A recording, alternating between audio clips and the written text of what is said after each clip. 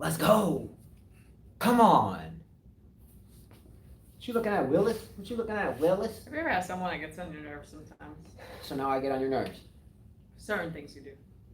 All right. Anyways. All right, you loaded in? Yeah. Go on. We gotta wait till our wonderful ads. Yo, I won't say it because then I'll advertise the ad if I'm saying it. Ooh, 3 ads in 1. It's a group package deal. Nice. And I don't eat this stuff and I don't do any of this stuff. All right. Perfect. All right, we're in? Yeah. All right, hello and welcome back to another 5K tennis discussion. Today is Tuesday, October the 27th, 2020. And we are, by the way, about to experience another hurricane. If you follow this channel, you know I like to do weather videos, and we have had quite the devastating hurricane season this year. Am I right or wrong? Yep. And here we are, October the 27th, and we have another hurricane that's supposed to make landfall here tomorrow. Anyway, if you're interested, by the way, a lot of you ask how our house is doing, as it was basically rendered unlivable after the last hurricane came through. Hurricane Sally, what do you keep tripping on? She looks giggly today. She looks like she might be zappy today, so sassy. Okay, go ahead. But I did a weather video this morning anticipating this current hurricane's landfall, and I walked through our house at the beginning of it. So if you want to see how our house is doing, check out, even if you have no interest, just check out the weather video I did earlier today prior to this. Well, we taught tennis after I woke up early and did the video, but check that out and you'll see what our house looks like, because I walk right through the center of it at the very beginning. Mm-hmm. All right. Apologies in advance if my phone cuts off. That's what we use to record. And my phone has a really good way of cutting off right in the middle of the show. If that happens, just stay tuned or go back to the channel, refresh the page a couple of times, and I'll start another one. All right? Please like and subscribe. Like the video, share it, subscribe to the channel if you haven't already. It's a help to us for sure. It helps us know that we're doing something right instead of everything wrong. So please subscribe if you haven't already and give us a thumbs up. We would appreciate it very much. So with that said, you ready to go? Sure. I guess everybody's either quiet or I can't chat or I don't know. No, I can't. Okay, there we go. Good. Yvonne, oh gosh, you have a hard name. Novak won. Yay. Of course he was going to beat his Krajinovic. Let's go. Yeah. We're going to talk about Novak Djokovic and his quest to tie Pete Sampras for his year-ending #1 for the 6th time. That will be a topic coming up here soon. But I wanted to start today's show with a shout-out to a couple of people, but one specifically, and then a couple of groups of people. But shout-out #1 to start the show is to Jordan Nelson. Jordan Nelson is a young man. I say young man. He's a grown man, but he's younger than myself by, 20 years or so. I want to give him a shout out. He is one of our original viewers, a wonderful mind, loves tennis a lot. I think he's tried on numerous occasions to get started in the game himself as a player. Right. He has a young son, and as well, he lost his father in the not too recent past. Yes. And his mother, and by the way, Jordan is in the United Kingdom or England or UK, whatever you want to call it. But his mother is now in the surgical kind of realm with a tumor in her brain and as well in her lung. So shout out to you, Jordan. Much love. You've been kind of a family friend to us since we started the show when we met because of that. Much love. Vamos. Let's go. And I know you've been through a lot. I know you've had the young one come into your life. You lost the father. And now here goes some really interesting times with your mom. So I really do love you a lot. I mean that. Stay positive. Stay strong. Stay positive. Yeah. I think everything happens for a reason. You just got to keep going and pick yourself up and let your mom see you strong, because if she sees you weak, then she'll get down. She needs to see you strong. Yeah. Be strong for mom and understand whatever happens now will help you in raising your little one. And make you a better dad. So good luck and much love to you, Jordan. Really quickly, I had to bring this up, and I didn't have this written in, but this is really important to me, especially for the past two. Oh my gosh. I know what you're now, doing. can I please speak for a minute? Oh my gosh. For the past. Oh God. Suck it up. For the past 2 years since we've done this show, Carla has referred to me as Sharapova within the Serena Williams and Sharapova head-to-head face-off in meaning of that Carla always beats me on the tennis court. Now, since I took my cast off 2 weeks ago, since I've had... You didn't take your cast off 2 weeks ago. I went to the doctor 2 weeks ago. But you didn't have a cast. I had a removable cast. That's not a cast. Can I finish what I gotta say? So because no one really... You're still Sharapova. No one really cares about this, so I want to get through it. Yeah, okay. So why are you mentioning it? The last 2 sets that we have played, Carla and I, Not the the last. one, the only, Jay Dizzle has true. won. I have won 6-4 and 6-3, and it's been relatively decisively. So I never want to be called Sharapova again, Carla. First of all, a few days ago, like a week ago, I beat you 6-0, and we played a second set. That was the first day I took my shit off. You've been playing tennis for a while. 6-0, and then you beat me 6-3 in the second set. Honestly, I wasn't trying. Then that's funny. I've been lifting weights and stuff. I was so sore, and I saw him so bummed down and so down. Are you freaking kidding me? I swear to God, on my kids. And I said yesterday. She was throwing her racket. She was like, damn, how did I miss that? Oh, man, you didn't throw your racket. But you were like, what, dang, how did I miss that? The first game. Stop, Justin. First of all, I felt bad for you. You know, I was sore. I couldn't even move. I whipped her ass twice. No. And I couldn't even walk, okay? But I said, let's go play some tennis. He says, let's play a match. I said, sure. If I knew you were going to brag about it and beat me 6-4 when I could barely walk. What? Come on, man. If she could, Anyways, okay, let me ask everybody this. Who cares? Let me ask everybody this. If you were not caring so much and you couldn't hardly walk, why when I broke her serve in the first game of the first set, was she like, gosh, and got all mad about it? Because I couldn't walk. That's why. You know that. Sure. He even knows that. I've been in pain. I went to sleep last night at 8-something. That shows you. I've been drilling with the juniors. Come on, Justin. You know better than that. Don't take credit for something if you didn't really beat me. You know that I was not good. The proof is in the pudding. I beat you. I'm going to leave it at this. Carla, you're aging. You're slowing down. And that's why I'm the one doing the drills. And I'm taking advantage. Anyways, let's talk about tennis. All right, I still whipped your ass. No, Can I get a fist pump? No, you're not. You going to leave me hanging here? Yeah, I will. That sucks. You know why I'm going to leave it? Because that's exaggeration. The 6-3, I give you credit for that. And the 6-4, I get no credit for? You get no credit for. So why? Because I told you, let's go play. You know I can barely walk up the stairs, barely get in the car, barely squat. You know that. That's just, I'm out. Done. A couple more shots out and we're going to start. Number one, shout out to everyone in Sudan. Yes, the country in Africa. I always like to make shout outs to groups of innocent people that are caught in the midst of political corruption or turmoil or strife. And just, they just have to suck it up because that's where they live. Shout out to everyone in Sudan, all the innocent people that are living there that are in the midst of strife and political corruption because their government is bankrupt. And they are taking to the streets to hopefully get their electricity back, gasoline that's easier to attain, and you name it and much more. But shouts out to everyone in Sudan.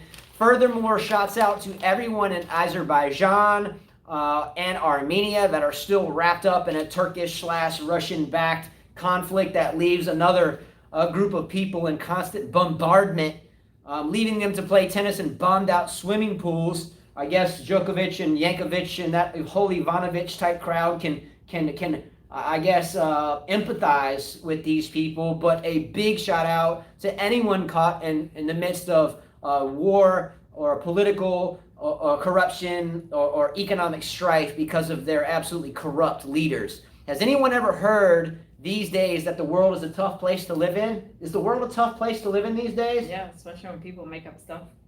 Hurricanes, wildfires, the person that calls you Sharapova is now whipping your ass. That's not my problem, Carla. I'm sorry for you, but you have to get back in shape, and you need to get back in shape immediately, or I'm going to continue to beat you. And next time we play, I'm going to beat you even worse. Be ready, all right? Life is not getting easier, guys. It is not getting easier. Work hard and work hard as hell, because if you don't, believe me, someone else will. And I beat your ass in that game, too. No, this game is a pussy game anyways. Dang, her language is going off. Work hard or someone else will, all right? Mm-hmm. All right, starting today's show, first tennis topic. Are you ready? Yeah, go ahead. Diego Schwartzman and Daniil Medvedev don't like one another, especially from the Schwartzman side, at least pertaining to Daniil Medvedev. Do you want to talk about why, Carla? Do you want to talk about why Diego Schwartzman? Well, because I think the last time they played, anytime Medvedev, he was down, and anytime he won a point, he would celebrate it and go to his camp and look at his camp and yell. And he didn't like that. He felt like that was bad sportsmanship, which Djokovic does too a lot. You know, What? when he wins a point and he's coming back, back into the match, he'll scream and get in your face, and Schwartzman feels that's very disrespectful. Well, I think it has more. I think it goes deeper than that. I think that Schwartzman doesn't like at all Medvedev's approach to the game in terms of how he acts on the court. Right. He doesn't even want to cross his path when they switch sides. He doesn't necessarily. They used to be cool before. He doesn't necessarily want to shake his hand. I think the last time we saw. Well, he said he didn't apologize last time for when they had an argument. So he said he's lost total respect for him. Why in life, whether it's on the tennis court or not, do we lose respect for someone entirely? Can everyone give me some examples? Acting like a spoiled brat, smashing rackets on the ground. Okay, let's jump to the workforce. Kicking my desk, shoving my desk, telling my colleagues to screw off, whatever it may be. There comes a point in time where certain people just get tired of antics and just shit piss poor court conduct. Well, one example is they were playing a match, and I guess Medvedev hit a let, didn't say sorry. Instead, he said, "Come on." So he was upset with him over that, which I thought was kind of stupid. That's stupid. Yeah. I mean, then he made one point. That was one of his things. He was like, "How are you not going to apologize? Instead, you're going to say, 'Come on.'" Who said, "How can you not apologize"? Schwartzman. Okay, well, that's kind of a weak moment from Schwartzman. If anybody's a player out there, by the way, or a fan for that matter, that's really digested into the player's mindset, I'll ask Carla this. Carla, when you and I play, or if you're playing anybody else, are you truly sorry when you win a point and your ball that you hit clips the tape and rolls over to the other side? No, I don't even say sorry. You might put your hand up. No, I don't even say sorry. You're not I just sorry. like this. I mean, it's part of the point. It's part of the game. Yeah. Oh, well, come on. I got the lucky net roll. Well, Let's go. Medvedev got in his face, and he was like, "Come," he was like, "Come on." So he got upset over that. Anytime he won a point, he went overboard with it. Understandable. Now, is this something new from Medvedev? Has Medvedev always acted like this prototypical spoiled brat kind of outlandish behavior when he gets down? Is this something new? No. And I think Schwartzman just had enough of it. Mm-hmm. Does anyone approve of Medvedev's behavior over the long haul of this past 4 or 5 years of his pro career that we've been following? No. I mean, it's pretty childish, right? Stefan says, "Hey, nice background. Makes me want to play tennis now. Table tennis." There you go. Not me. I don't enjoy playing table That's tennis. Nizovic? Yeah. Nizovic, just like I'll beat you in 21, I will definitely beat you here. Let's go. This guy brags a lot. I'm just kidding. Stefan's a beast. Mm-hmm. All right. Does anyone want to chime in on the Schwartzman-Medvedev deal? No. There's not many people on, so no. That's all right. They'll watch it later. Mm-hmm. Number 2, Dan Evans, and this happened last week. Daniel Evans, the British tennis player, was playing Karen Khachanov and had a meltdown. And I think both of the players were pretty pissed off because not the line judge, but the chair umpire was continuously missing calls. Mm-hmm. And looking back at it. Overruling calls. Overruling or missing them. Mm-hmm. And looking back at it, his calls were way off. The players were right. During the meltdowns, Karen Khachanov actually hit the umpire's chair with his tennis racket. Whack, whack! Did he get disqualified? No. Now, if you are striking a chair... He did the Pliskova thing. Because Pliskova did it. Yeah, after she was done with the match. Yeah. Yeah. If you are striking the umpire's chair with a racket, is that really anything lighter than, say, Djokovic hitting the line judge accidentally by the throat? I'm not going to get back into it, but... Well, no, he did that. Khachanov did that out of anger. Luckily, he didn't hit the umpire. So that makes it worse. Djokovic was an accident. It just happened to hit her somewhere in a bad spot. So, we have a 6'8", 9", 10-foot Karen Khachanov, a beast of a dude, that's angry, provably, walks by an umpire's chair and pulls a Pliskova. Whack, whack, right onto the umpire's chair. Malicious intent. What's up, David Rains? He says, "I like the new shirts. Thank you." Thank you. Let's I go. haven't heard from you in a while. Congratulations to your daughter. And we miss you down Beautiful here. pictures. We miss you down here. Malicious intent on top of that. okay? Imagine this, I'm sitting in this chair, you're angry, and you walk up to my chair and you ram your whatever tennis racket on my chair. That's a direct threat to me. Yeah, he said, I was laughing with his accent and stuff. He's like, when this over, you and me, we're gonna watch the point. We're gonna watch the point again. And with his accent, it was funny. He's like, you will see how ridiculous you are. Yeah. He was just going off on him. I was like, wow. And then Evans, with his accent, woo! He's like, mate, blah, blah, blah, cursing. I'm not gonna even say it, but they were going off on that poor umpire. So let's think about this once again. Why does the world hate Novak Djokovic so much as to disqualify him from the U.S. Open for an accident, and yet Daniel Evans and Karen Khachanov, especially Karen Khachanov, can get away with walking up to a person, the chair that they are sitting in, looking at them and whacking their chair? Why is it that somehow accidents are disqualifications and malicious intent is no big deal? Good question, because that one was intentional. Why? Stefan said Rafa should pay you for advertising those great shoes. Thank you. And Justin's wearing Rafa shoes, by the way. That's funny. I got them for free. He got them for free. I got them for free. But those are his Rafa shoes. These are even better than mine. I mean, they got the colorful Rafas in the front. They're cool. I like those, but they'll get dirty quick. Got them for free. Remember that. Mm-hmm. All right. Next topic. Serena Williams takes her daughter Olympia to her first tennis lesson outside of her own self, working with her daughter. And the coach that was assigned to the tennis lesson was oblivious of who was showing up. The coach was, I guess, told that, hey, you have a new student coming in, and this new student is very young. The student walks up with their mother, as any other student would when they're very young, and lo and behold, you find out really quickly as they walk onto the court that not only is the student Serena Williams' daughter, but Serena Williams is right there watching. How does that affect you as a coach, Carla? Does it change the way you coach? Does it change the way you act? Are you nervous now? Where do you go with that? I mean, I think it's natural for anyone to feel nervous. I mean, it is Serena Williams, but at 3 years old, what can you teach them? I mean, you're not going to really say, hey, hit a forehand like this, and it must hit this spot. Oh, yes, great job. It's going to be fun. It's supposed to be fun. So the only worry you have is to make it entertaining and not boring for that 3-year-old that just happens to be Serena's daughter. And I know what you were gonna say, which I'm gonna say you're bluffing. Because anybody, if it was Federer, I don't think you know what I'm gonna say. Okay, go ahead. I do disagree with Carla in just a small aspect of this, and actually it's a freaking big one. You said, and I quote just now, that the whole goal of teaching a 2 or 3 or 4-year-old, whatever, is to make it fun. Yes. Now, the person that just said that we have 5 children, you all know that, but our youngest one just turned 5 years old. Mm-hmm. And our youngest one is hitting full topspin balls from the baseline with regular balls. Am I right or wrong? Right.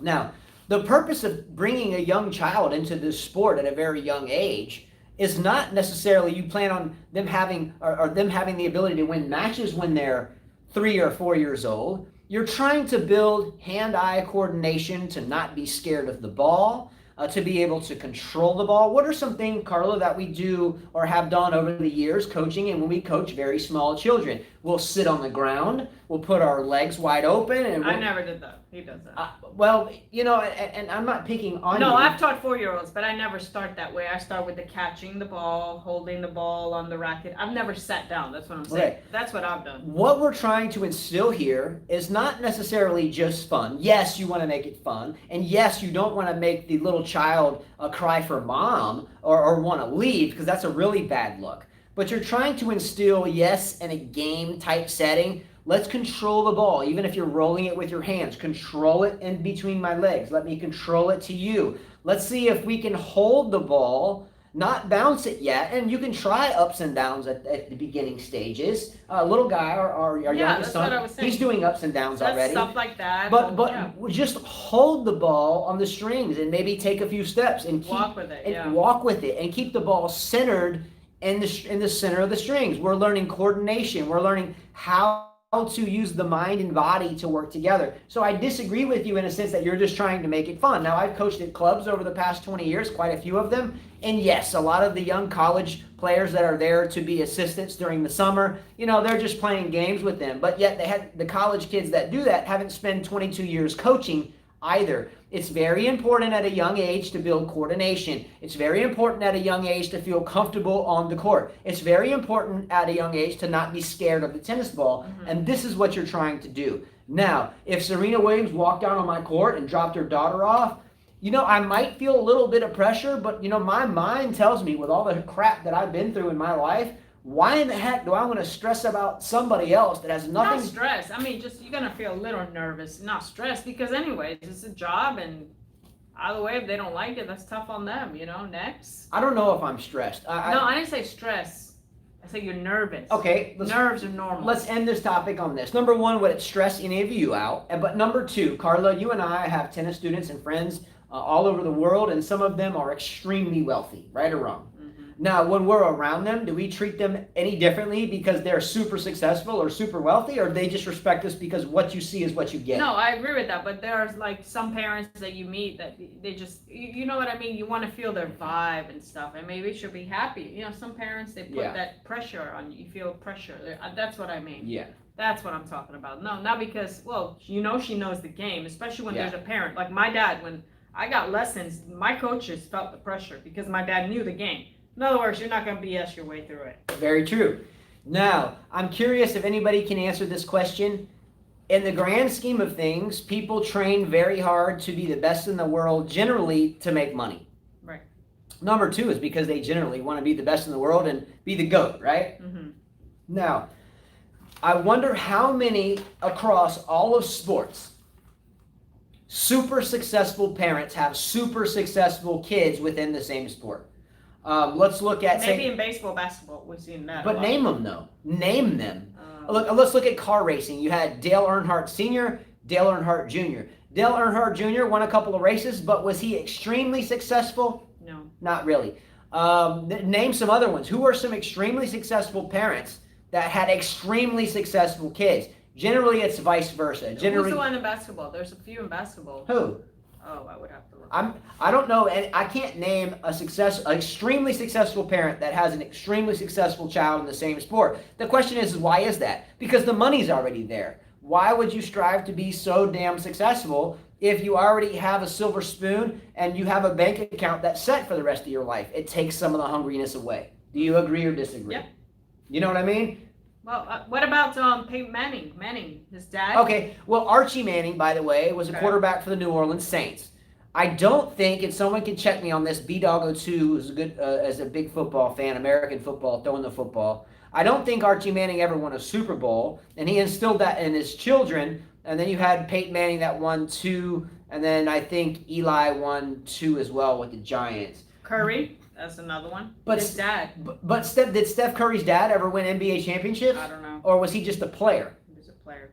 Do you see what I'm saying? Yeah. I want to. If you can tell me any sport where there has been a parent that has won multiple championships and was just the GOAT or close to it in their master craft, can you tell me a child that has done the same thing? And I don't care if it was before my time. I was born in '77. I don't care if it was 1934. I don't care. But can you name one?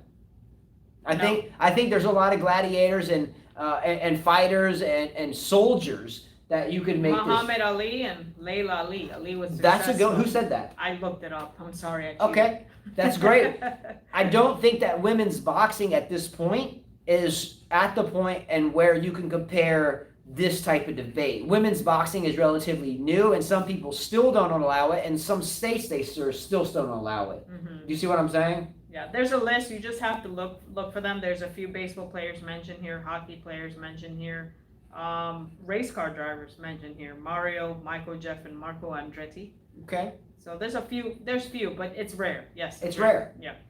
Next topic, Wimbledon for 2021 is affirmed. Wimbledon will happen whether there are fans or no fans. Does anyone? Stefan said Joss and Max Verstappen. I haven't heard of them. How do you spell the last name? Verstapen. What sport is that? My guess from him would probably be basketball, right? Maybe. Verstappen, let's see.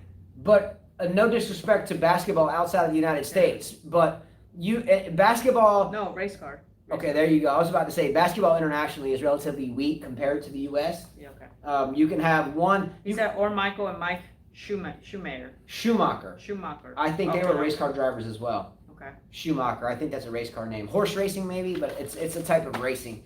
So Wimbledon proceeds in 2021 with fans or without. Why is this not big news? Why is this, it doesn't matter? Because Wimbledon was the only one of the majors that had insurance last year in case it didn't happen. So Wimbledon was paid, I'm assuming, and I think we read this actually, I think Wimbledon was paid the same amount of money that they would have received if there had been fans because they had insurance in 2020. Miles said, did Wimbledon announce it after realizing that Roger Federer is going to be back? That's a great question. I don't know. But remember, when you file an insurance claim, and I don't care if it's on your car, on your house, whatever, and you file a massive insurance claim, believe me, it's not going to happen again. Whether or not for a while. Not for a while. You're going to pay back into that, into your deductible setting. You're going to pay back into that policy, or believe me, you won't be covered again. The insurance. Oh, it's like my dentist. I have to wait till January. Insurance is like the mafia. It's like organized crime. You can pay the organized crime members to protect you if someone comes and robs you. But eventually, the mafia is like, it's time to rob these people and to get them to pay a little bit more. So insurance is criminal, in my opinion, in nature, because it really shouldn't be that way. So Wimbledon had insurance. They filed their claim, and Wimbledon received millions, if not tens of millions of dollars, even though they didn't play it last year. Now, do you think that insurance company that floated Wimbledon all that money due to some pandemic is going to do it again? No. Hell no. No, and especially with the U.S. Open and the French Open, they held their tournaments, and here the Australian Open said they were going to hold their tournament no matter what. So, yeah, Wimbledon better hold their tournament. Look, they can't afford not to. And we're going to get into some of this Roger Federer stuff in a little while, and his fan club that is collapsing in on itself. Am I right or wrong? We won't talk about this yet, but how many articles have we read, Carla, recently that the entire Roger Federer fan club is crashing and burning quick? How many? I don't know. A lot. Okay? So, again, people will jump on a bandwagon, but when that tractor don't float anymore, or that boat doesn't float anymore, people bail. And people are bailing off the Roger Federer fan club. I'm just telling you. What do they expect, though? I mean, the guy's going to retire soon. I just don't understand. We'll talk about it, and we'll tell you why the Federer fans are collapsing. It has to do with transparency. It has to do with the idea of not being transparent and honest anymore. It has to do with his fans now beginning to believe what they've always been told for the past couple of years, that he's only in it for the money and not to satisfy me as a fan. And we'll get into that. Mm-hmm. All right, Wimbledon will happen. Don't really care. I mean, it's my favorite tournament, but I don't really care that it's in the news because they can't afford for it not to happen. It's common sense. You got your insurance check. It's not going to happen again. We just had our house cremated by Hurricane Sally. Do you think our insurance company is going to come in and bail out that house again? No, well, it wasn't our insurance company. Well, the owner of the house. Anyway, I speak in the first person because we've lived there forever. I feel like it's our house, even though we don't own it. Yeah. All right. Real quickly, tennis in the United States is on the downfall. That's a surprise.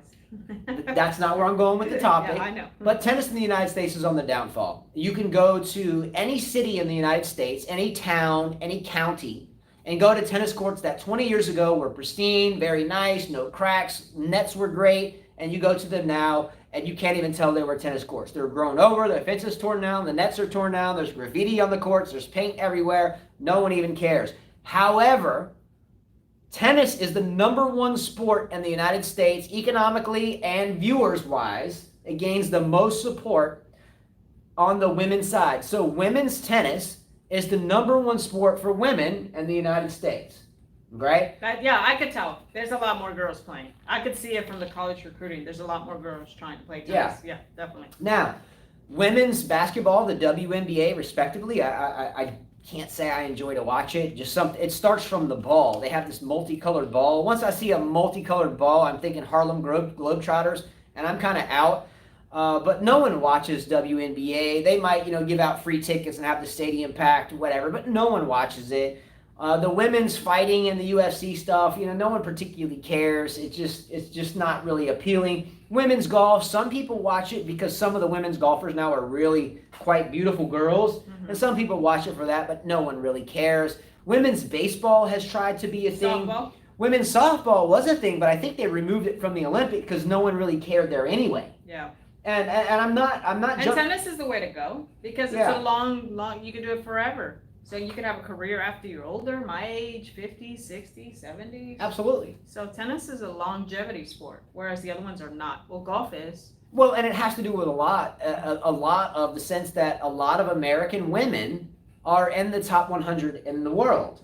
Okay, that's what it has to do with. Right now, per capita, if you have a population of women that go into a sport, which sport has the most international stars? And that would be tennis. And that's why it's number one. Why isn't men's tennis at all on the map in the United States anymore? Because in the past, let's just say 10 years or 5 years. I mean, people follow things because of the here and now, not because of 10 years ago. Well, look at the example of our students. Most of them are what? Females. Females. Most of our students are females. Everybody we get are females. There's a very low percentage in men. Because generally the young men are trying to find a super good-looking female and take pictures with her. Like we always tell Carla when she comes out, one of our students, beautiful girl, very young, so I have to be really careful, but she's a really pretty girl. And we always tell her, be damn careful with the boys, because the boys are out here hunting their prey down so they can take pictures with them and look like they're Mr. Cool. Yeah, At the same time, they just kick them in the dirt. I hate seeing any of my tennis students with some of these pictures laying on the floor, modeling. Please don't do that. Don't do that. Yeah, if you do, don't send it to us. Every girl has a body. Don't every send it to girl us. can stick everything out. I mean, don't do it. Just don't. Play hard sports because, man, these European girls, they're playing the game hard. And for you guys to be modeling out there, that's stupid. Especially when you're like 15 and 16 years old. And especially when you're not really ready to even say you can play college tennis. I can't. You don't need to be parading yourself around in your little short With dresses. the younger girls and their short dresses and I just can't. I can't do it, man. So in case any of our young girl students watch, I don't think any of them do, but if they come back and watch, do us a favor. Please, if you're 15, 16, 17 years old and you're taking pictures of yourself, all decked out. I don't like him. I don't know how parents allow it. I would smack my daughter if she does that. I don't want to see it, so maybe block us from, because I can go ahead and tell you, I won't be offended by it. I know that we teach you and we love you a lot, but I don't want to see any of our students, especially the females, with short skirts on and looking like they look like they're 40. We had a picture the other day of one of our little girl students, won't mention any names. They look like they're 40. There was some dance that they were going to, and I looked at a picture of this young girl and I was like, man, this person looks like a 40-year-old cougar, and she's 15. I don't want to see it. Yeah. So just leave us out of that and work harder in studies, number one, and number two, on court. And if tennis isn't your thing, then that's fine. Take mom and dad's advice. Work hard in the schoolroom or in the school setting and get ready for college. Start studying for ACT or your SAT. Discipline yourself. Work hard, but you're not going to get very far in 2020 and beyond simply by flashing your short skirt. Yeah. Just doesn't work. It looks like Yvonne and Jack Nolte are having a nice little discussion here over the GOAT, Federer, Nadal, and why people still talk about Federer. Yvonne saying, he doesn't get why people still talk about Federer being the GOAT. Nadal is the GOAT now, and I guess they're going back and forth. Okay, I'm going to break schedule here. Yvonne says, you can't tell these days how old the girls are. It's true. Yeah, it's just crazy. It's awful. You take away the innocence of that girl so quickly by putting on all this makeup, trying for them to stick. And I see parents encourage this, sticking out their bodies, puckering up their lips. You're only young once. I wish I could go back in time. You're only young once and innocent for a very short amount of time. Yeah, and look, I can speak for myself, and I can say this credibly because I have 5 children and 2 of them girls. Okay, and I was raised this way, and my sister was raised this way, and obviously a big shout out to my sister out there who has successfully recovered from breast cancer. If you are a parent out there, look at yourself in the mirror if you parade your daughters down to some place and take pictures of them with their legs sticking up, sticking their lips out. If you're a parent that does that, what is it that you're trying to get your children to do? Are you trying to get your children to sell their ass to do something for you? Does anyone understand that sex trafficking? It's real. Does anyone understand that it's real? Does anyone understand that these pictures that you place of these young girls, who are beautiful young girls, they're gorgeous, but does anyone understand, parents, does any parent understand that when you put these pictures out and all their little followers follow them, does anyone understand that there's psychopaths out there that will find out where you are and come steal your child out of your room? Yvonne says, girls are 16. I want to look older. Girls are 22. Jesus, I'm a grandma already. There you go. Well said. Yeah.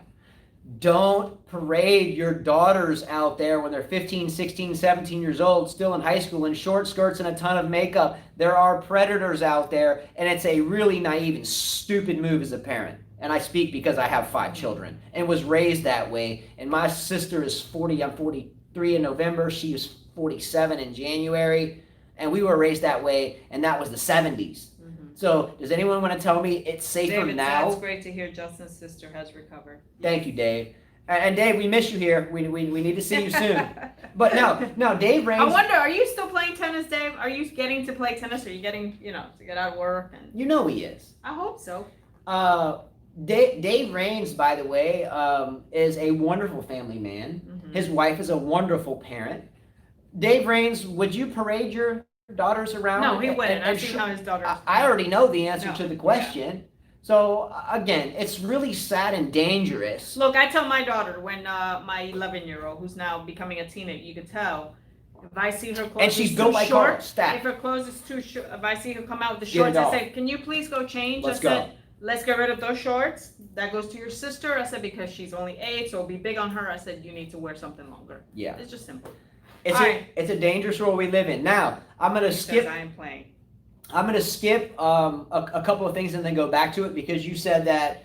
Yvonne and Jack Nolte. Nemanja said it's hard for parents nowadays to raise children properly, especially girls. I think with girls, they're emotional, they cry and stuff. Sometimes it's okay for them to pout. It's okay for them to be mad at you if you say no. You know what I mean? Yeah. It's okay. And I think parents have a hard time with that their daughters are mad or they won't talk to them because they don't allow them to do certain things. It's okay. Don't worry. They'll get over it. Like my dad used to say, hate me now, love me later. Simple. It's a great comment. It's a great quote. Hate me now, love me later. She said it's okay if you pout. No, it's okay. Let him pout. Yeah, let him pout. Let him pout. But don't give them what they want. But it's not okay that they pout. No, what I'm saying is they feel bad because they're pouting, so they give just them. Let him be. Anyway, just ignore it.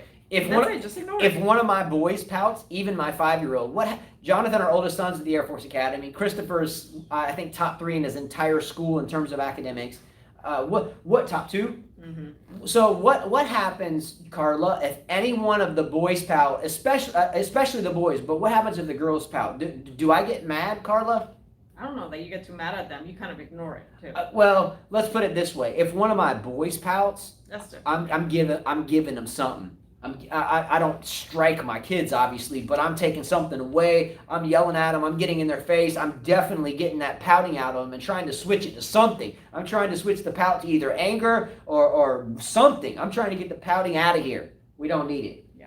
Ending this segment with this. Parents, please, in 2020, 2021, moving forward, where the world is a very difficult place to live in, everyone is fighting a tough battle. And there are predators out there, big time. Predators are everywhere. You don't know who's won. If you think it's okay to go to downtown, wherever, and stick your daughter's leg up in the air and take a picture of them and their short skirts, think again.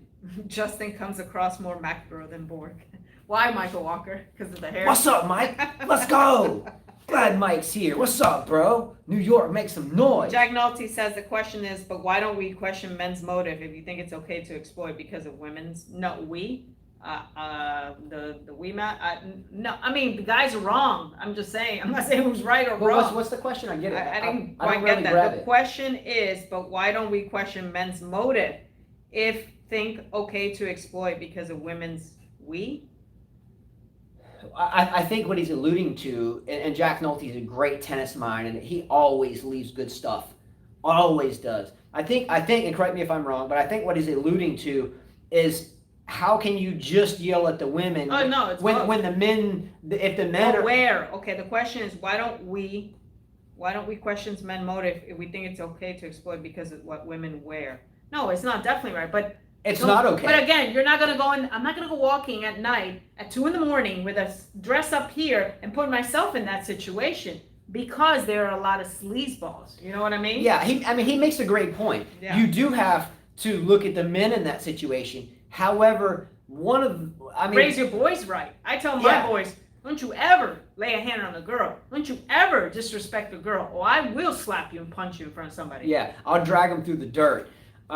There's a couple of rules in my house. The biggest one is it has 3 parts. Never lie, never steal, and don't cheat. But number 2 is respect women. Open the door, stand up when they're in the room. Don't ever. I tell my boys, I said, the day you get married and you do something wrong, I said, don't expect me to be on your side. Don't expect us to be on your side. Yeah. Unless it's just, now we get there's some conniving things out there and gold diggers, we get all that. But there are things in this society that don't really happen that much anymore. For instance, if we cook dinner, Carla, just us, do I ever sit down in a chair before even my daughters and you sit down? No. I will always stay standing on my feet until the ladies sit down. Do you ever see that anywhere outside of our home, with the exception of myself and my father? No, it's very good. We have, Carla and I and all the kids have been invited over to multiple dinners in people's homes. And they're preparing dinner, and most of the little girls are working and blah, blah, blah, blah, blah. And they're still cooking, and they're like, okay, everybody sit down and eat. But there's still little girls in the kitchen cooking. Did my dad, on this event that we're talking about, did my dad and I ever sit down first? No. What did we tell the host? We're not going to sit down until those little girls sit down. And well, you got to raise your boys well. Just like you got to raise the girls, it goes both ways. All right. Raise both right. Next topic, and this has to do with the 2, Jack Nolte and Yvonne, that are talking about, I guess, Federer, Djokovic, Nadal. Mm-hmm. And remind me to go back because I'm skipping a couple things. Go ahead. The Roger Federer Fan Club. Now, this is not my headline. This is not my article. This is something that Carla sent me. I'm not going to quote anything, but nonetheless, this is the flavor of it. The Roger Federer Fan Club, which has millions, or had millions, tens of millions of followers, is now in jeopardy of even surviving. Now, people are like, well, what is the fan club? It's some social media thing. I don't know how it works, but I know there is a fan club that donates, that gives money, that involves millions of people. I didn't know that. Okay. I didn't know until you sent it to me. I didn't know that either. I didn't know. I particularly didn't care. I didn't know that existed. But it's in jeopardy of collapsing. Why is it collapsing? Now, the couple articles that you sent me, the gist of why was this. The number one answer to this was he's not very transparent anymore of what he's doing. He might be injured, he might not be. He might be here doing something, he may not be. Whereas everyone other's fan, especially of the big 3, they tend to be very kind of transparent. So Federer's fan club took a big hit, as this kind of spectrum of articles indicated, because of the Basel, Switzerland tournament that he usually plays and he usually wins. So can you imagine if you are at this location in Basel, Switzerland? Now, we already know that Roger Federer wanted, and his entire Roger Federer brand wanted to have this tournament change the center court there to Roger Federer Arena, right? Mm-hmm. And what happened? It did not pass. It needed, this organization needed like 3,000 votes to make this center court his name, and it didn't even get half of them. Actually, I think I got 1,800 out of 3,000, so a little bit more than half. And then he cancels showing up in Basel. The majority of his fans in that area think, number one, and I'm not making this up, go Google it up, find it however she sent it to me. How did you find it? I looked up tennis news. Okay, tennis news. Number one, a lot of his fans think now that he is a little too old to compete in terms of winning majors, especially with Nadal, Djokovic still around, and then plus he loses to everybody, including John Millman and everybody else now. They think he's too much involved in money now, and money only, and they don't particularly care for how he's moving forward in his career. Great NFL quarterbacks, they retire and they go help out. Great soccer players, they go retire and they go help out. They go help kids. They go help this. They go do that. They go help with their billions of dollars, right? Or millions or hundreds of millions, whatever. Roger Federer hasn't been seen doing that. You see Rafael Nadal as an academy. You see Novak Djokovic helping people in the streets of Belgrade. Where do you see Roger Federer? Walking out of his private jet, not limping when he has knee injuries, not doing... How are you supposed to limp because you have a knee injury? He had a knee surgery. He should be fine. All I'm saying is that his fans, not me. Remember, I have his Why name. are you getting mad? I have his name tattooed. You always say that. So what? I'm disappointed in where he is taking his latter part of his career. Again, I am a fan. I have his emblem on my back. But don't you think for someone that has 20 majors, who is considered to be, not much anymore, the greatest of all time, don't you think there's more that he can add to the game besides always just being seen waltzing down his private jet onto the runway? Don't you think he honestly, owes... if you're a fan, you're not going to care what that player does. The reality is that he hasn't played a match in a long time. Djokovic and Nadal are still in the tour. Therefore, they still have to promote the game within. They have to go to their academies because they're still growing their legacy. Federer's almost done. He is done. So why the hell does he have to go to the academy and show up? He doesn't have an academy. Oh, I thought he did. I don't know if he does or I not. thought that they both, Federer and Nadal, helped each other out with their academies. I don't know. I think that if it's Federer's right to get on a jet, go promote this business, go promote that business, because when tennis is over, guess what? The sponsorships are the one that's going to keep paying the living lifestyle you're used to. Are you freaking kidding me? Federer's worth like $750 million. Why the hell does he have to worry about retaining sponsorship? If he wants to keep the money in his family. Are you serious? You must know zero about economics. Dave Raines out there, who's a top-notch accountant. If I had $750 million and Michael Walker says, Justin, he's human. He isn't Jesus. All right, I'm not agreeing or disagreeing with you. This article is from his fans. It's not from me. All I'm saying that. So why are you getting mad? I'm giving you my view. I don't see. I'm not getting mad. Okay. I'm telling you what his fans are saying. Good for their fans. Not but me. If you're a true fan, you're gonna still love that person no matter what. That's my point. Come on. We're gonna squash this on this. Philip Duyon says Federer has his foundation. Okay. Jack Nolte says harsh. Federer does give money, maybe not as much as either. Federer is the most paid. Yvonne says Federer is the most paid athlete this year, and he played like 4 matches. I know. That's what I'm telling you. Yvonne says, and they are still winning everything.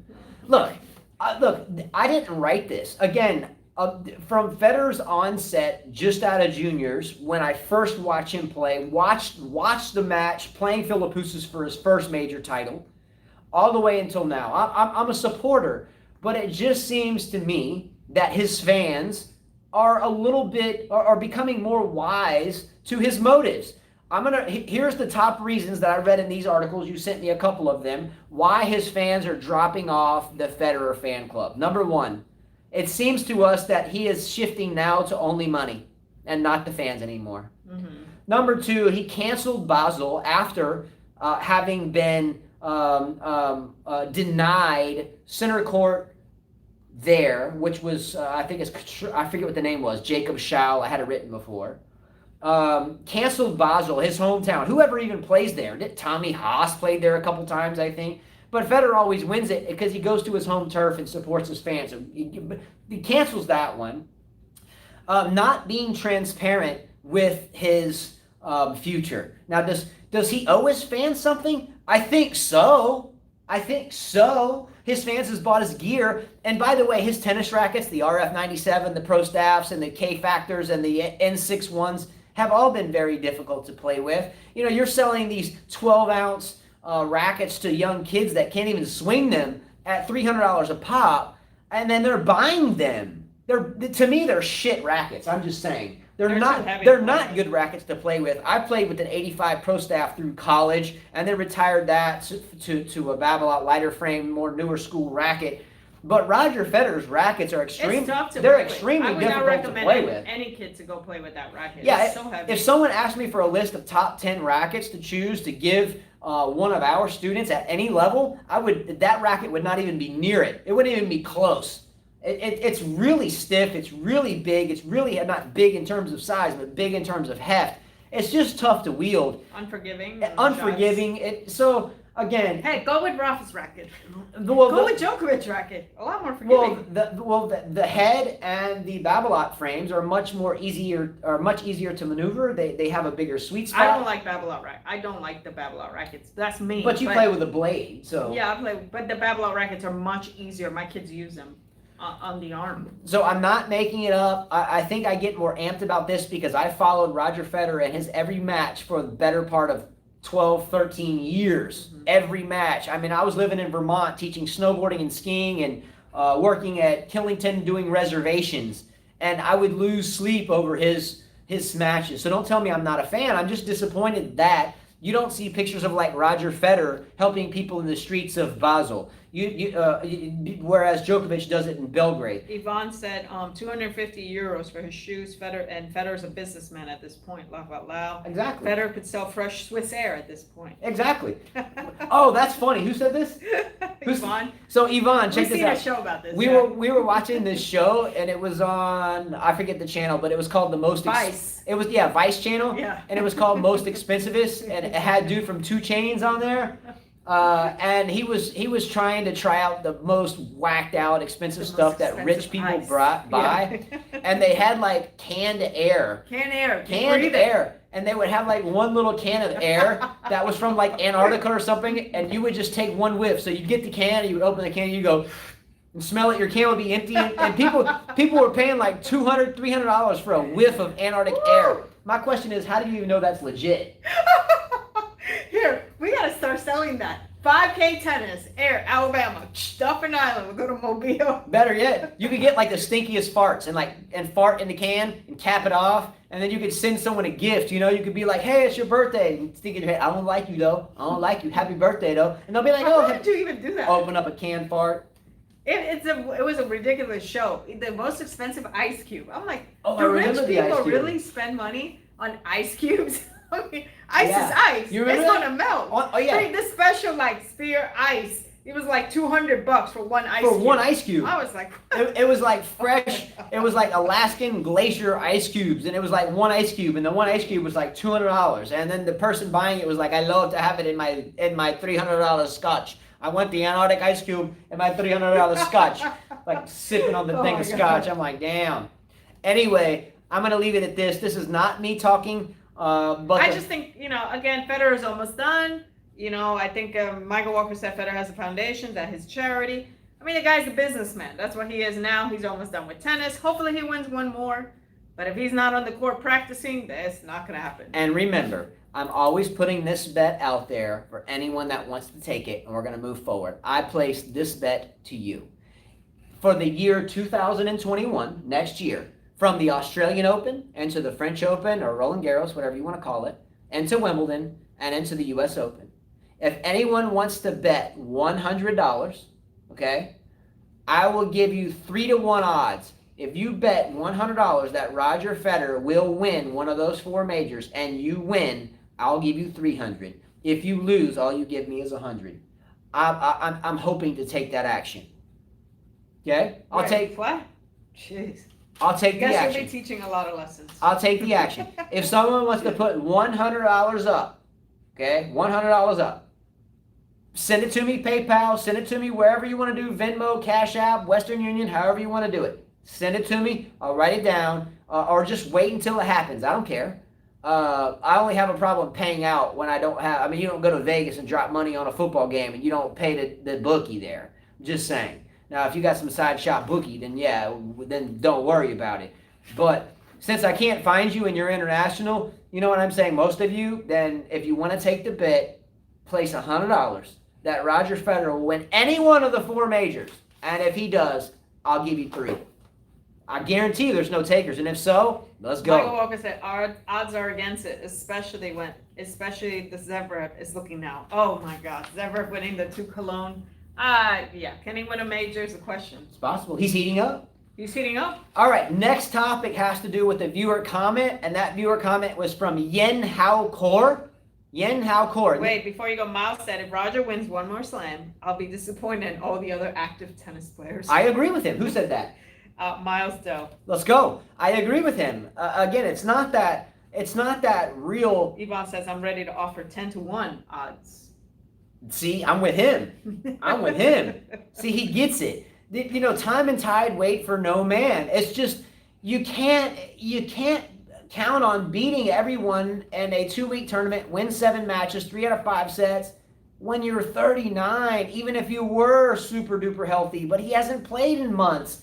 It's just not going to happen. It's just not. Federer's not going to beat Zverev right now. Federer's not going to beat Thiem right now. He's not going to beat Djokovic. He's not going to beat Nadal. My list can go on for days. I mean, I could start going into the top 50. I don't think Federer would beat Borna Coric right now if they played. I don't think Federer would beat Karen Khachanov right now if they played today. I did say that, Yvonne. Carla said Zverev is never going to win a major before the U.S. Open this year. I hope you change your mind. I will not. No. I'll stick to that. The Zverev won't even win one in 2021. I'll take that bet with someone. He might. If anybody wants to take that bet, I say Zverev will not win one in 2021. You might want to take that. I wouldn't put too many odds on it, but I would take the bet. There's only the big two and now. He'll never win it. And I think he'll never win a Grand Slam unless he improves. Just because he won 2 Cologne tournaments and he beat a Schwartzman that could barely hit a ball. I mean, and who was the other guy that he beat? FAA, who can never win a final. I'm not going to bet that he's going to win a major. Hell no. I like the bet. All right, next topic has to do with Yin Hao Kor. Y-I-N, Yin Hao Kor. Yin Hao Kor. Yin Hao Kor. He wrote a comment, and I don't think he meant to start a topic, but I thought his first paragraph of his comment deserved a topic. So can you find Yin Hao Kor's comment and read the first paragraph? I will, but before we go there, I like what Philip said. He said, did you see Zverev in the U.S. Open final? He was horrible in the 3rd, 4th, and 5th set. I'll take Federer over Zverev. I just don't know. Federer not beat Coric. Do you think he's that bad now? That's what Jack Nolte's asking. It's not that we think he's that, or I'm alone on this one, it seems, but it's not that I think he's that bad. He hasn't played in months. You have to play matches to stay fresh. And, I mean, in high-level matches, number one, and there hasn't been. Federer in the past year or two has lost to just random players. And he's 39 years old. He's not Tom Brady in the NFL with an offensive line protecting him. He's a tennis player that has to fight, defend, and be offensive in his own self. Mm-hmm. And it's really hard to do at this age. Look, Roger Federer is to tennis is what Serena Williams right now is to tennis. She's not going to win another one either. You might think so, but she's not. I don't know how else to explain it. There is time and there's tides that don't wait for anybody. There's biology that breaks down. It's just very tough. It's tough for a 40-year-old body. You said true. Good point. Thanks.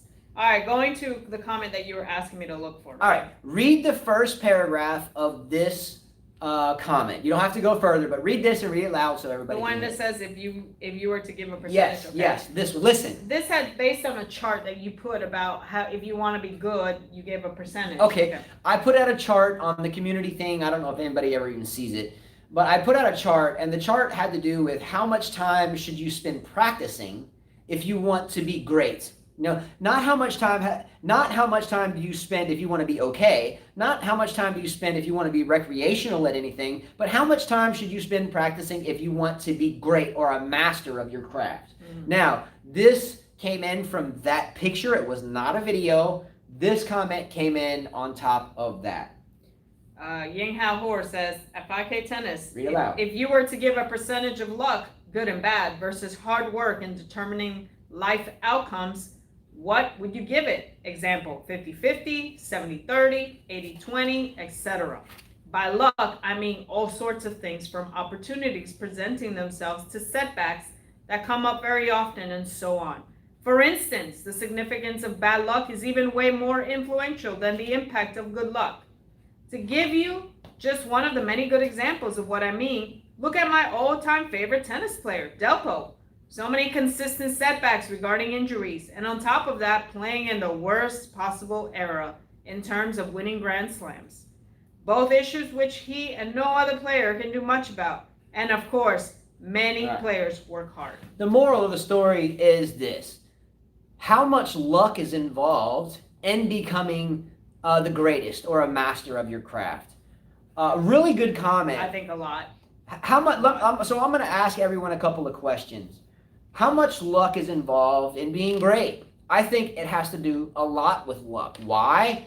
Because let's say I'm born right now. I mentioned at the beginning of the show, shout outs to people in Sudan that are being just ravished by a corrupt government that's bleeding all of the people's money that they should have, and they can't do anything. There's no electricity. There's no gasoline. If you were born right now, and now this is the epitome of luck, if you were born right now in turmoiled Sudan, do you have a good shot at being successful, really successful at anything? Not really, because you don't have the wherewithal to do so. You don't have parents that are rich. You don't have a big university there where you can meet someone to get in. Mm-hmm. You don't have a big-time school system there to help you educate yourself. You don't have a tennis academy or any type of academy there to help you develop, number one. So there's a lot of luck that's involved straight from childbirth, number one. Number two, let's say you are an aspiring tennis player, and we have a lot of students that are really good tennis players, right? We have we have 20, 25 junior students at this time, I think, give or take, and all of them are progressing and really, really good at this point. But they haven't networked or met anybody at different levels in the tennis hubs in this country. New York, Florida, California, Atlanta, there's some hubs developing. Michael Walker says luck, genetic, and hard work and passion. It's definitely luck. I feel like if I would have, and I'm not trying to be cocky or anything, but I think if I was set in the right place when I was training, I would have been a pro. I watched many of these girls. My God, I would have I would have destroyed them. It's luck. It's who you meet, who tells you, here, let me sponsor you, let me pay for this. Now you can go play all these tournaments. It's definitely luck. There's a lot of players we see in parks that we're like, damn. Really good. Why aren't they in the tour? Simple. They don't have the money. They never met the right person.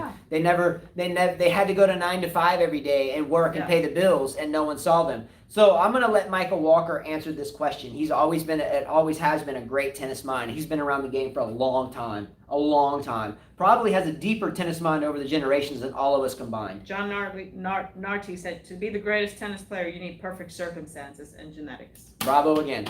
So let's let him and Michael Walker answer this question. For the both of you, John and Mike, what's the percentage ratio if you had to shoot from the hip? Is it 80% luck and 20% work? Is it 50% luck and 50% work? Is it 99% luck and 1% work? What's your percentage? There's some people that don't even belong on the tour, honestly. I think their looks got them there. Something. Yeah.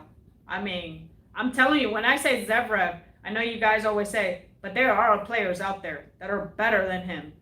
But maybe they don't have the looks that he has or had the money or maybe the country that he comes from that should be on the tour, and they're not. Looks have to do a lot with it. Yeah. If you have the look, you'll get sponsors, which can pay you travel coaches and better rooms and better rest and better practice and better balls and more. It's definitely, to me, the percentage is 70% luck and the rest is work. You think 70% luck? 70%, because a lot of us can. Philip, you play tennis. How many kids in New York can play tennis? Many of us can hit a ball the same way that they do on the tour. But, we weren't exposed enough. So we weren't lucky enough to be in the tour. Yeah. Many, you go to New York, go to those clubs, watch these kids. They can hit a ball and they know how to win, but they don't get lucky enough. Yeah. No one meets them and says, hey, let me take care of you. And I think that Yin Hao Kor's question. He says 20% luck, including genetics.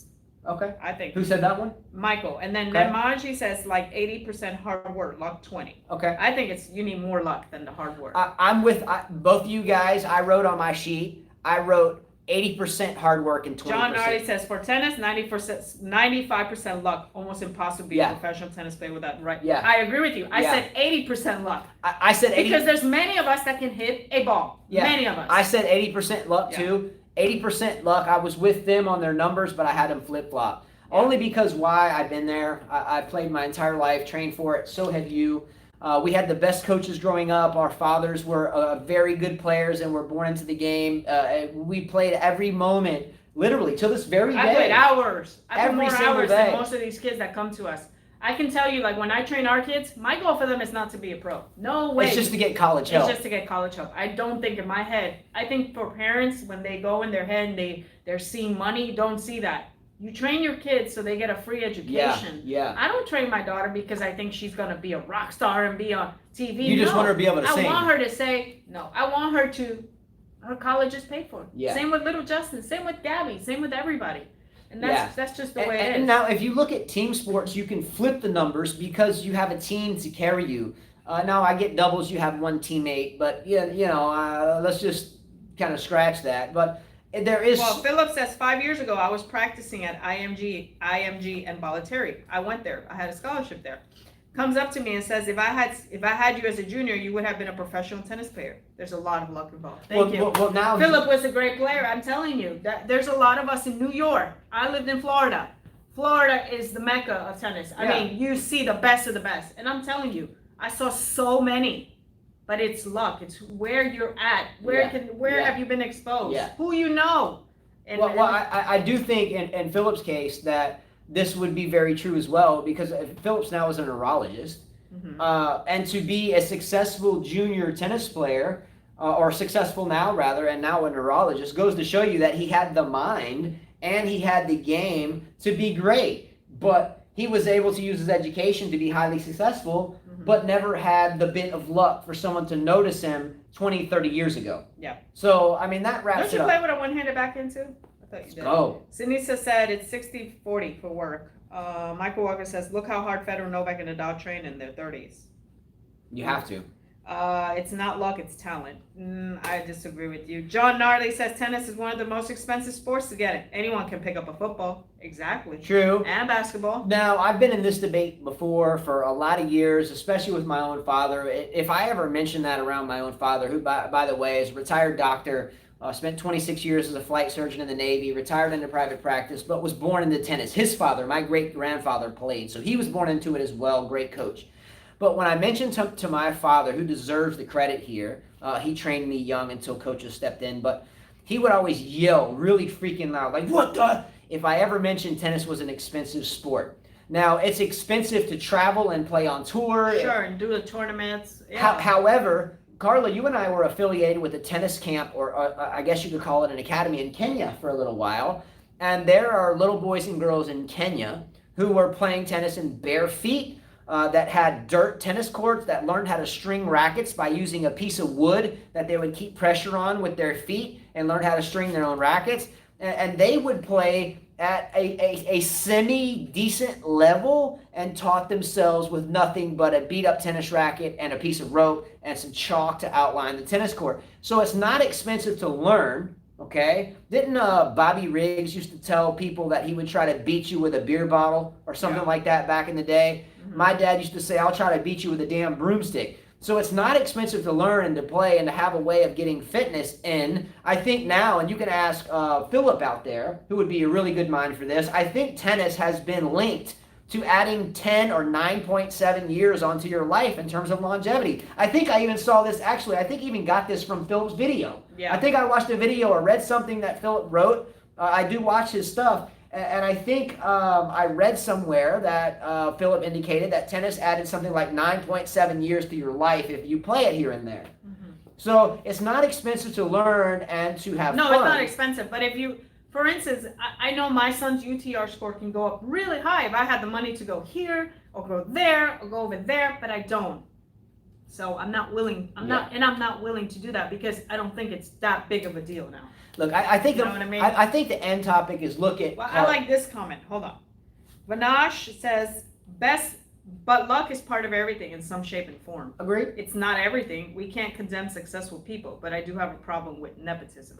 I do too. Agreed. Yeah. And I think that's a great copy. Look, the proof is in the pudding. Here you have Carla and Philip have known each other since they were very young, long before I. So here you have two people, and I haven't met Philip. Hopefully soon I do outside of this. But let's look at Carla, for example. Right now, today, even though I beat you the past 2 times. Oh my. Right, that's fact. That's fact. Did we play 2 out of 3 sets, honey? We can do it later on if you want. Did we play 2 out of 3? We can do it later on. Do you want to do it later on? Or Sure, are you I too drew. tired? No, I drew with the juniors. Are you sure? Because Okay, I've been bageling you. I've So heard now you took a set off You've from been me. bageling, but I beat I you twice bageled in a you row. 6-0, and then you won the second set 6-3, Whoa, and we whoa. didn't finish it. And then yesterday, I've been lifting weights and stuff, trying to get back in shape. Whatever. I couldn't walk. So the man beats me 6-4. Just do me a favor. Sure, go ahead. Please try to win a set because you've come lost on. the last 2. Okay, get ready. Okay, But here you have Carla to this day. She's 40 years old. She has 41. She has 41. She has 5 children. She prays and hopes that she gets back into her form in terms of overall shape. She gripes about it all the time. She right now, I can tell you, can beat some of the girls in the top 50 now. Right now. So what does that tell you? If there's a 40-year-old girl out there, a 41 that Actually, I seen a 40-year-old. She's on my Facebook friend list. yeah. And actually, she's next to Nick Bollettieri. I watched her and I said, "How old are you?" She's my age, 41.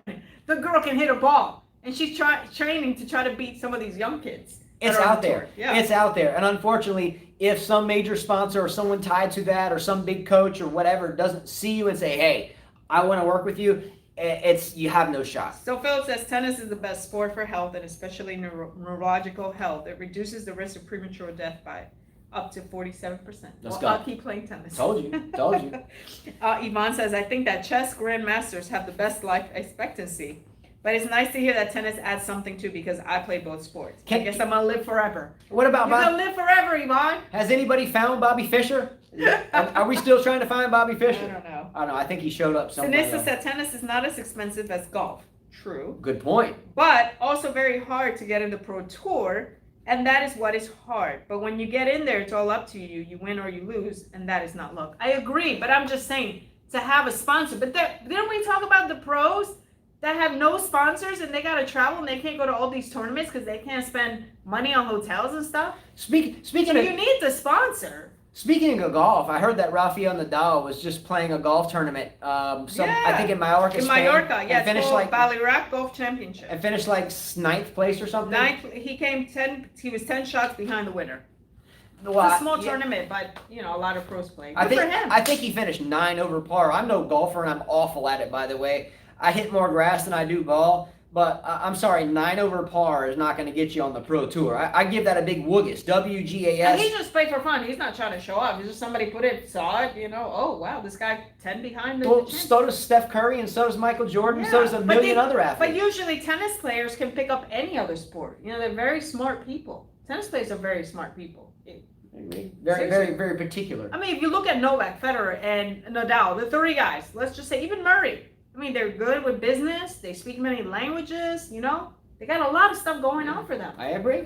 So, I mean, look at Sharapova. I think their success has to do with a lot of the things going on. But they're very smart. They're not dumb. They don't go, very smart people. I don't know too many athletes that have made it to the multiple hundreds of millions of income or assets have been very dumb. I could name a lot of football players that lose their money But again, that goes to show you they weren't very smart. That's what I'm saying. You know tennis what I mean? players I'm talking about. Yeah. Except Marcelo Rios. A list of is there a list? You can look up these lists of athletes that squander all their money, and usually you see it in American football and basketball. Is there any outlier in tennis that was a extreme athlete that squandered all their money? Boris Becker. Boris Becker's on that list. Boris Becker. How could you? I admired you. Anyways, let me read this comment about Vanash said. I think about it this way. Luck and nepotism. Couldn't help Michael Jordan's kids play in the NBA. Never made it past the NCAA. Well, yes, and we talked about this. That's a great comment there. We've talked about this earlier in the show. If your parent is a 9-figure athlete, $100 million in the bank, or even if there's 7 figures, you got $1 million in the bank, or 8 figures, you got $10 million in the bank. The children therefore are set for the most part, unless you blow it. So why would you as a parent want to work so hard to train, and why as a child would you want to work so hard to be great? I think the majority, if you have it, the mindset is why do it? Well, I mean, you've got Steffi Graf and Andrew Agassi's son chose baseball. And apparently he's very good at baseball. They are a baseball family. We knew that he wasn't going to be good in tennis. I mean, 2 parents that have multiple, Grand Slam. I mean, not multiple. Many. I mean, Steffi Graf alone takes a cake, but we know that. I mean, that happens. It's just like actors. Yeah. You have this great actor, and then their son or daughter wants to be an actor or actress. They're not as good as their parents. Well, I do think there are some actors out there, by the way, that have come into it when they have parents. unfortunately, a lot of the actors, the young kids get into drugs early on and they end up dying. True. And it's tragic. I don't mean to say that lightly, but there's been a lot of actors that have children that get into it and they're doing pretty well, and they end up strung out on heroin or some mixture of drugs, and they end up dying prematurely. Sure. I like this comment. Jude said, "Imagine if Jelena Jankic never met Djokovic." Yankovic. No, his coach, his first coach, Jankic. Oh, great point. I didn't see that. She says, where's the comment? Did you erase it? I didn't erase it. Yeah, no, she did. She had a comment in there, and she was making. Okay, she wrote. Don't forget to subscribe. She said, okay, this is Yvonne. Said, Jude, everyone knew that Novak was talented, but Jelena thought that he could become number one at 17. That's crazy. Yeah, we read something. Look, a lot of the Serbian viewers used to give Carla a lot of grief about her not liking Djokovic. And a lot of the Serbian viewers, respectively, sent her a lot of articles to read, and myself, and we digested all of them, and we read them, and that's when myself got on board, and Carla was more receptive, and we read a lot of these stories. His story is quite interesting. It's quite humble.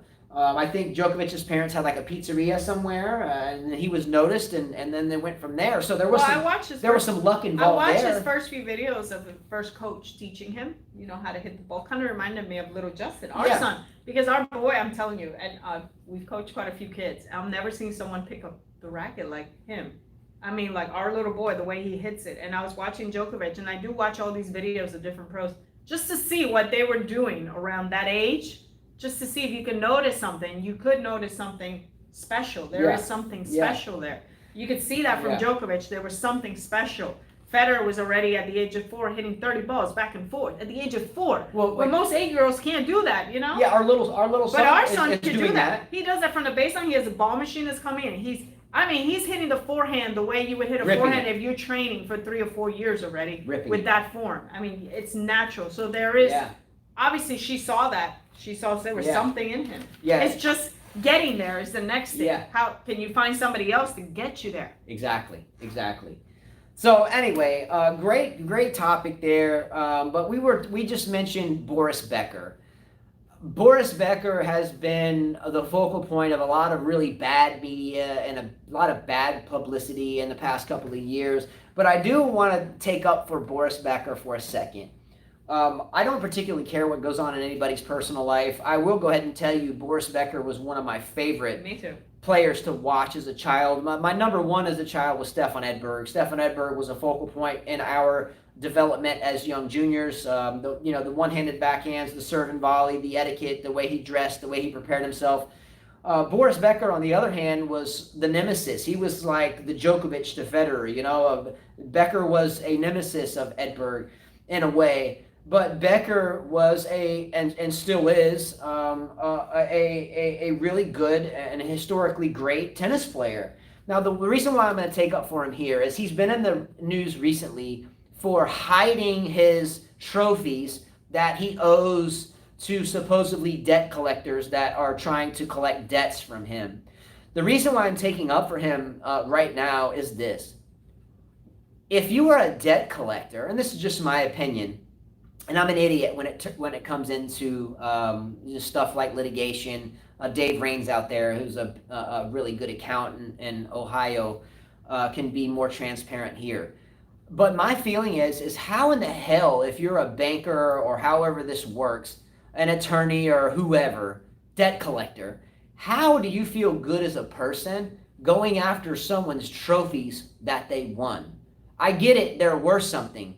But you can't tell me that what they're worth to you monetarily or what you get off eBay when you sell them or whatever sports collector buys it. Look, if I'm somebody, do I want to have a trophy on my shelf with someone else's name on it? No, I think they should never go after that. It's so stupid. No. It's like someone's ring or, that's touchy. That's personal. You earn that. Yeah, it's almost evil to me. Yeah. I mean, here this guy is, and I don't know what he did. I don't really give a shit. Well, Vaughn says it's tragic that Becker couldn't get or didn't listen to whoever his financial advisor is.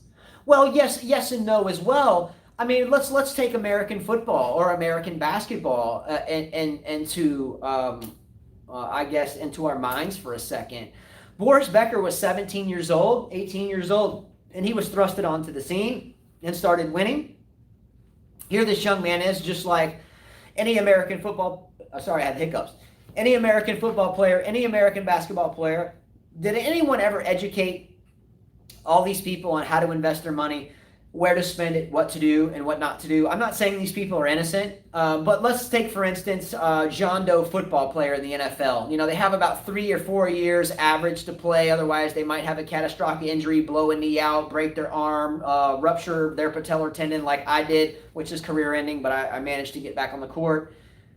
Did anyone educate them on what to do? So they get their big paycheck, they go buy a house for their mom, they go buy a car for their mom, they go do this and they go do that, and all of a sudden their career's done and they're like, oh shit, the stuff that I bought is not worth as much as it is now, this property that I bought is now not even on the market, you know, very high anymore, and they end up broke. Now, I'm not saying this is what happened to Boris Becker, but this happens all the time. Forget about who it is. My point for this topic is who in their right damn mind, unless they're evil in nature or evil in intent, is going to want to come take someone's trophies that they won to sell them for pennies on a dollar. I don't find it moral. I don't find it ethically correct. I get it. It's written in the take all your shit if you don't pay your bills book. But I think that book is even crooked, right? I mean, if you owed a bank, you know, XYZ money, and I came and took your child's trophy that was plated in 14, karat gold. I mean, what the hell? It just seems like, hey, the dude can't pay. He's gonna pay whatever price, but don't take his damn Wimbledon trophy away. Yeah, make him make it like a payment plan. Make a payment plan. Payment plan. Like, he's coach, he's doing stuff right now, so make him do like a payment plan instead of going after his trophies. I don't get that. Yeah, I mean, damn, go after his trophy. I tell you something. If I was in his shoes, I'd rather like bury my trophy somewhere where no one can ever find them. You can't blame him, right? You know what I mean? I mean, when he goes to the grave and he passes on to the next life, I mean, he can look at his trophy and look at it and say, I did this, I won this. He didn't spend money on that trophy, it was given to him. So now you want to take his shit and go pawn it off to some collector for pennies on the dollar, so you yourself... That's what's wrong with the world. That's what's wrong with the world. That's what's wrong with the world. I mean, it's just money. When you die, you can't take it with you. Yeah, whoever sued... You really can't take it with you. Whatever entity is suing the guy probably has billions, if not trillions of dollars of backers, and you need a trophy to put an extra penny in your piggy bank? Please. Vaughn said also Becker had 2 divorces, so that might hurt financially. Yeah, of course. You know, maybe. We know that already. Yeah, we know that. But good point. Yeah. All right, next topic, and then I've got one more to close it out. The University of Massachusetts, as we know it in the United States, is called UMass, but UMass stands for the University of Massachusetts. So the University of Massachusetts, their NCAA, which is the National Collegiate Athletic Association, the University of Massachusetts, their Division I NCAA women's tennis team is being stripped of 3 concurrent years of victories, including the 2017 Atlantic 10 Championship. Why? Over a $252 phone bill that was given to a student that moved off campus. Now, let me explain what happened. Let's see, I've been through college and kind of went through, not this, but I've been through with, anyway. So there was 2 players that were at UMass, and they were living in a dormitory setting, okay? Believe it or not, when you live solo in a dorm room, it costs the college more than if you live off campus. Why? Because the dorm, your power is paid for, your internet is paid for, your water bill is paid for.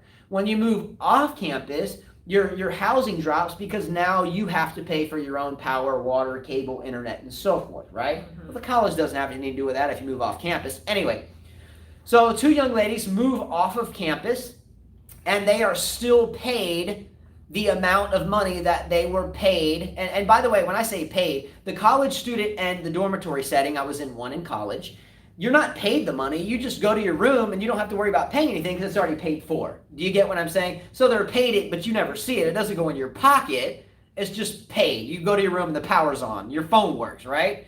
Okay. So these young ladies moved off of campus, whether it was to roommate together, whatever, I don't know. I didn't get that whole story. But they moved off campus where they had to pay. They said stripping championships over a phone book? Are you pranking us? Not pranking. Dead serious. So the 2 players, this is how college sports are in a predicament here in the U.S., whether it's basketball in college, whether it's tennis in college, whether it's football in college.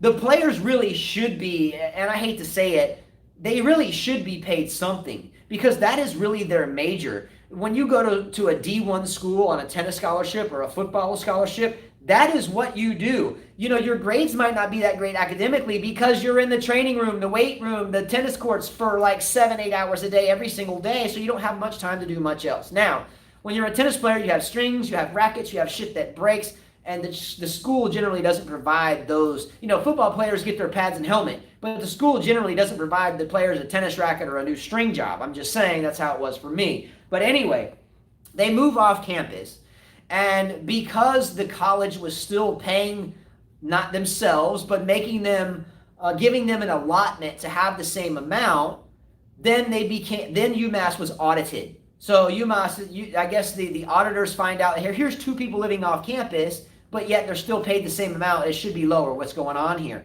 Well, the auditors did their thing, and they found out that there was a difference of $252. Now, you can Google this up and read it. $252 was the difference, and they found that the difference was because of an escalated phone bill. Now, I don't know if these students were international and the phone bill was high, because it doesn't matter. But they were stripped of 3 years of victories and a championship, because the allotted amount of money that was given to these athletes, generally behind the scenes, was $252 over because of a high phone bill. Now, this is exactly what is wrong with college sports here in the U.S. and exactly why the men's tennis is, down in the dirt. Why, if you're strip, wow, that's rough. Geez, man, how many? Wait a minute. For $252. You know what? We let Google it up. We let criminals get away with killing somebody. Look, can you go to Google real quick and just Google up UMass tennis stripped like $200? Just Google it up, and then I'll close it on the next topic. And I think that was pretty much it. While you look that up real quickly, Novak Djokovic needs one more match. He beat Krajinovic today, his countryman. Novak Djokovic needs one more match win to equal. There it is. To equal Pete Sampras's 6-year endings at number 1. Now, I know a lot of us talk about the greatest of all time, the GOAT debate. Well, it wasn't just women's, it was basketball. Well, basketball was stripped too, but the women's were stripped as well. I'm going to copy so they can read it. All right. Novak Djokovic beat Krajinovic today with one more match win. I don't know who Novak Djokovic's next opponent is in Vienna. Can someone comment below? Coric is next. I think Djokovic should have an okay time with him. Next. Yep. We have I could tell you some results from that. Now Roger Federer's fan club, one of the other reasons I wrote here, just didn't read. One of the other reasons why fans were dropping from his fan club is because Nadal and Djokovic keep breaking his records. Well, here's another one. So Novak Djokovic, Rafael Nadal, and Roger Federer are all tied for 5-year endings at number 1. If Djokovic wins one more match against Coric, Djokovic will tie Pete Sampras, the mighty Pete, Pistol Pete, her favorite player. My favorite player. Will tie him for 6 years ending at number 1. He will get that record, and he deserves it.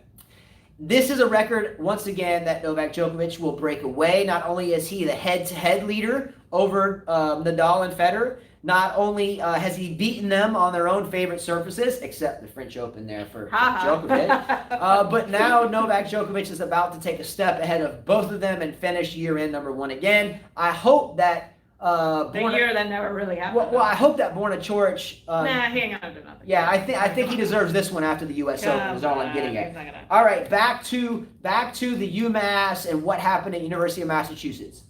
Yeah. Did you read it? Oh no, I put the link so they can read it. Oh, you're gonna paste it in comments? Yeah, I already did. All right, good. Check that out. But the two young ladies were stripped. I think it's stupid, man. We have people like committing crimes and stuff, and you don't even strip them of their freedom. Let's see. Wait until you said Rafa just got the record of the longest continuous top 10 rankings today, beating Jimmy Connors. I still rather have weeks in number 1 set up there. Yvonne said, but he hasn't beaten Nadal at the French Open. Yes. Let's some of the matches before you go to that. Vienna Open, Hurkacz wins his opening round. Dimitrov takes out Thor Hachinov. Monfils out. Did you see how bad he got beat? Well, he retired from the match. No, Monfils got beat by Busta 6-1, 6-0. No. The score was put in. He lost 6-1, 6-0. He didn't retire. The score is 6-1, 6-0. He got thumped.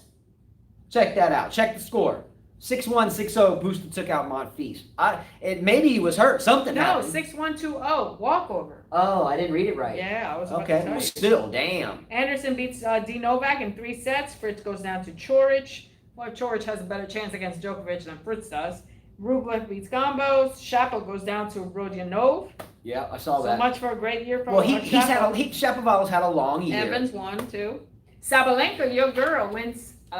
She wins the Ostrava Open, doubles and singles. She beat Azarenka in singles, and she won doubles. I did hear that. I do think that the ultimate Sabalenka fan, around a Sabalenka that is Will Livengood, who is Wild Live 1. Oh, he loves that. He girl. loves Sabalenka. But then Hitchhiker also sent you a message on Instagram wanting you to know about your girl, Sabalenka. Oh, well, good. Again, thank you so much. Did anyone see her cheesy Instagram dance? Who?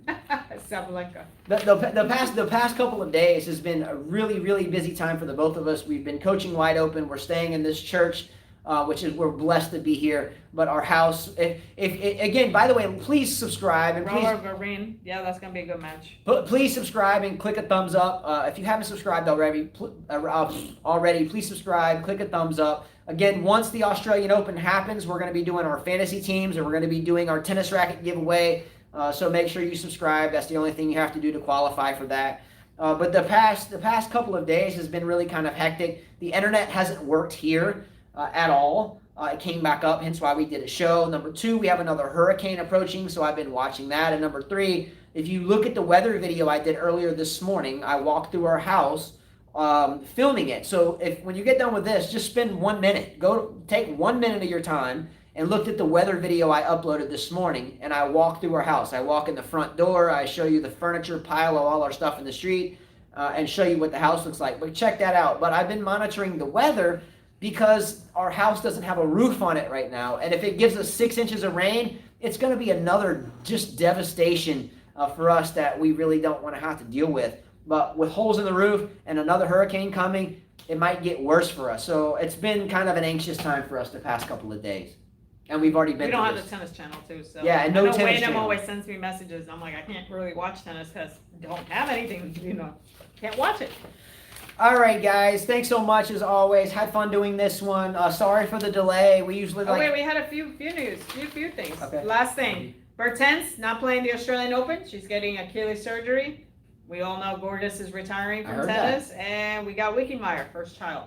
Good for her. Bravo. Yes. She still plans to return, though. Wickemeyer pregnant. Gerges retires. Yeah, I mean, some big news there. Yeah. Hopefully Wickemeyer comes back and joins the mom club. 31. She can do it.